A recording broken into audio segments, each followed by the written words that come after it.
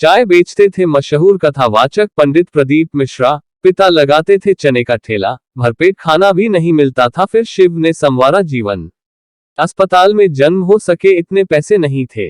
मध्य प्रदेश के सीहोर में जन्मे पंडित प्रदीप मिश्रा अपने शुरुआती जीवन के बारे में बताते हैं।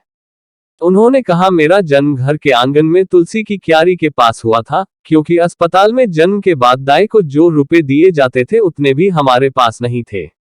मेरे पिता स्वर्गीय रामेश्वर मिश्रा पढ़ नहीं पाए, चने का ठेला लगाते थे। बाद में चाय की दुकान चलाई। मैं भी दुकान में जाकर लोगों को चाय दिया करता था।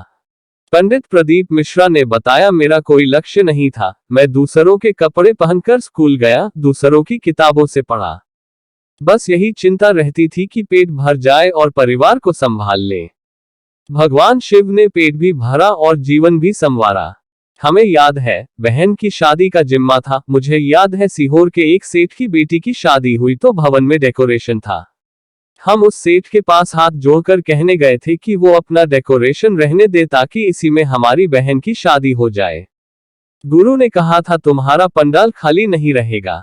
पंडित प्रदीप मिश्रा ने बताया कि सीहोर में ही एक ब्राह्मण परिवार की गीताबाई पराशर नाम की महिला ने उन्हें कथावाचक बनने प्रेरित किया। वो दूसरों के घरों में खाना बनाने का काम करती थी। मैं उनके घर पर गया था। उन्होंने मुझे गुरु दीक्षा के लिए इंदौर भेजा। मेरे गुरु श्री विठलेश राय काका जी ने मुझे दीक्षा दी, पुराणों का ज्ञान दिया। पंडित मिश्रा बताते हैं कि उनके गुरु के मंदिर में सैकड़ों पक्षी रहते हैं।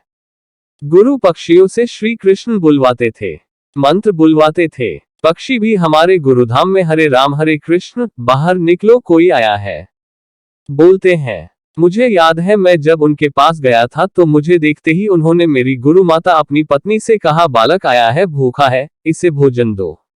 इसके बाद उन्होंने मुझे आशीर्वाद देकर कहा था, तुम्हारा पंडाल कभी खाली नहीं जाएगा। शुरुआत में मैंने शिव मंदिर में कथा भगवान शिव को ही सुनाना शुरू किया। मैं मंदिर की सफाई करता था।